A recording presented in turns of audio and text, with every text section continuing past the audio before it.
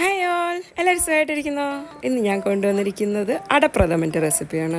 അപ്പം നമ്മുടെ എല്ലാവരുടെയും ഫേവറേറ്റ് ആയിട്ടുള്ളൊരു പായസമല്ല അടപ്രഥമൻ. ഇപ്പോൾ ഓണമൊക്കെ അല്ലേ വരുന്നത്. അപ്പം ഞാൻ വെച്ച് ഇന്ന് അടപ്രഥമൻ ഉണ്ടാക്കി നിങ്ങളെ കാണിക്കാമെന്ന് വിചാരിച്ചു. അപ്പോൾ നമുക്ക് റെസിപ്പിയിലോട്ട് പോയാലോ? അപ്പോൾ ആദ്യം ഞാനിവിടെ ചൂടുവെള്ളത്തിലാണ് അട വേവിക്കാനിട്ടിരിക്കുന്നത്. ഞാനിവിടെ ഉപയോഗിക്കുന്ന റൈസ് അടയാണ് കേട്ടോ. അതിലേക്ക് 1 സ്പൂൺ ഗീ ഇടണം, കാരണം ഇത് അട ഒട്ടിപ്പിടിക്കാതിരിക്കാൻ വേണ്ടിയാണ് നമ്മൾ ഗീ ആഡ് ചെയ്യുന്നത്. അത് കഴിഞ്ഞ് ഇതൊന്ന് ചെക്ക് ചെയ്യണം അട വെന്തോ ഇല്ലയോ എന്നുള്ളത്. വെന്തില്ലെങ്കിൽ കുറച്ച് നേരം കൂടി ഇട്ട് തിളപ്പിക്കണം കേട്ടോ. ഇതിപ്പോൾ വെന്തിട്ടുണ്ട്.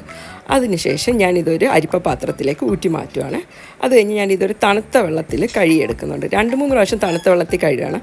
അതെന്തിനാന്ന് വെച്ചാൽ ഈ അടയല്ലേ, റൈസ് അടയായതുകൊണ്ട് ഒട്ടിപ്പിടിക്കാൻ ചാൻസ് ഉണ്ട്. അതുകൊണ്ടാണ് തണുത്ത വെള്ളത്തിൽ കഴുകിയെടുക്കുന്നത്. പിന്നെ നമ്മൾ ഏത് പാത്രത്തിലാണ് പായസം വയ്ക്കുന്നത് ആ പാത്രത്തിലേക്ക് അട ഇട്ടതിന് ശേഷം ഞാനിവിടെ ഒരു 1/2 ഗ്ലാസ്സാണ് ശർക്കര പാനി ഒഴിക്കുന്നത്. നമുക്ക് പിന്നീട് വേണമെങ്കിൽ ആഡ് ചെയ്യാം മധുരത്തിൻ്റെ അനുസരിച്ച്. പിന്നെ ഞാനിവിടെ ഉപയോഗിക്കുന്നത് 2ാം പാലാണ്, തേങ്ങാപ്പാലാണിത്, 2ാം പാല്.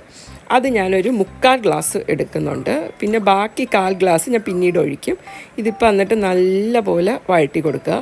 നല്ല പോലെ അതിങ്ങനെ വിളയിച്ചെടുക്കുന്ന പോലെ തന്നെ നന്നായിട്ട് ഇളക്കി കണ്ട ഇതുപോലെ തിക്ക് കൺസിസ്റ്റൻസി ആക്കി എടുക്കുക. കാരണം അപ്പം നല്ലപോലെ ഈ അട നല്ലതായിട്ട് ശർക്കര പാനിയിൽ കിടന്ന് നന്നായിട്ട് വെന്ത് വരുമ്പോൾ നല്ല രുചിയായിരിക്കും. പിന്നെ ഞാനിവിടെ ആഡ് ചെയ്യുന്നത് കുറച്ച് ചവ്വരിയാണ്. അത് ഞാൻ കുക്കറിൽ വേവിച്ച ചവ്വരിയാണ്, അത് ഞാൻ ഇട്ടിട്ടുണ്ട്. പിന്നെ ഞാൻ നേരത്തെ പറഞ്ഞില്ലേ 1/4 ഗ്ലാസ് തേങ്ങാപ്പാൽ. ഇനി ആ 1/4 ഗ്ലാസ് തേങ്ങാപ്പാൽ ഇതിലേക്ക് ആഡ് ചെയ്യണം. ഇത് ശരിക്കും ഒരു 3-4 പേർക്ക് കഴിക്കാനുള്ള ക്വാണ്ടിറ്റിയാണ് കേട്ടോ ഞാൻ ചെയ്യുന്നത്. ഒത്തിരി വലിയ ക്വാണ്ടിറ്റി ഒന്നുമല്ല. അത് കഴിഞ്ഞ് ആ തേങ്ങാപ്പാൽ ആഡ് ചെയ്ത് കഴിയുമ്പോൾ നല്ല പോലെ അപ്പോൾ നല്ലതായിട്ട് ആ അടപ്രഥമൻ്റെ ആ കൺസിസ്റ്റൻസി വന്നു കഴിയും. പിന്നെ നമുക്ക് ഒരു കണ്ടൻസ് മിൽക്കാണ് ചേർത്തിരിക്കുന്നത്. ഒരു 2 ടേബിൾ സ്പൂൺ കണ്ടൻസ് മിൽക്ക് ചേർക്കുക. അപ്പോൾ നല്ലൊരു ടേസ്റ്റും ഉണ്ട് ഒരു പായസത്തിന്, അതുകൊണ്ടാണ് കണ്ടൻസ് മിൽക്ക് ചേർത്തത്. പിന്നെ ഞാനിവിടെ ലാസ്റ്റായിട്ട് നമ്മുടെ ഫസ്റ്റ് കോക്കനട്ട് മിൽക്കാണ് ആഡ് ചെയ്തിരിക്കുന്നത്. അതിനുശേഷം ഒത്തിരി തിളപ്പിക്കേണ്ട, കാരണം ഇത് ഇരുന്ന് പിന്നെയും കുറുകും. അതുകൊണ്ട് നമുക്ക് ഈ കൺസിസ്റ്റൻസി മതി കേട്ടോ. പിന്നെ നിങ്ങൾക്ക് തേങ്ങാപ്പാൽ കൂടുതൽ ചേർക്കണമെങ്കിൽ ചേർക്കാം കേട്ടോ. ഞാനിപ്പോൾ ഒരു 1/2 ഗ്ലാസ് തേങ്ങാപ്പാൽ ചേർത്തിട്ടുള്ളൂ. അത് കഴിഞ്ഞ് നമുക്കിത് ഓഫ് ചെയ്തിടാം. ഇനി നമുക്ക് ചേർക്കേണ്ട ഇതിന് ഫ്ലേവറിനുള്ള കാര്യങ്ങളാണ്. ഇത് ഞാൻ കുറച്ച് ചുക്കുപൊടി ചേർക്കുന്നുണ്ട്. പിന്നെ ഇത് ഏലക്കാപ്പൊടിയാണ്. ഇനി ഞാൻ കുറച്ചൊരു പിഞ്ച് ജീരകപ്പൊടിയും ചേർക്കുന്നുണ്ട്. ഇതിൻ്റെ ഫ്ലേവർ ഇഷ്ടമല്ലെങ്കിൽ നിങ്ങൾക്ക് ഏലക്ക മാത്രം ചേർത്താൽ മതി കേട്ടോ.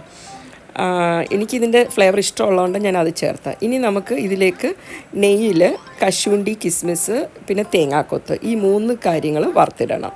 അതാണ് അതിൻ്റെ കറക്റ്റ്. നമ്മൾ ഈ ശർക്കര വെച്ചുണ്ടാക്കുന്ന പായസത്തിലൊക്കെ തേങ്ങാക്കൊത്തിട്ട നല്ല ടേസ്റ്റാണ്. അപ്പോൾ അടപ്രഥമൻ്റെ മെയിൻ സാധനമാണിത്. അപ്പോൾ എൻ്റെ റെസിപ്പി നിങ്ങൾക്ക് ഇഷ്ടപ്പെട്ടെങ്കിൽ നിങ്ങളുടെ ഫ്രണ്ട്സൊക്കെ ആയിട്ട് ഒന്ന് ഷെയർ ചെയ്യാൻ മറക്കല്ലേ. പിന്നെ പുതുതായിട്ട് ആരെങ്കിലും എൻ്റെ ചാനൽ കാണുന്നുണ്ടെങ്കിൽ ഒന്ന് സബ്സ്ക്രൈബ് ചെയ്തേക്കണം. അപ്പോൾ വീണ്ടും പുതിയ റെസിപ്പി ആയിട്ട് കാണാം.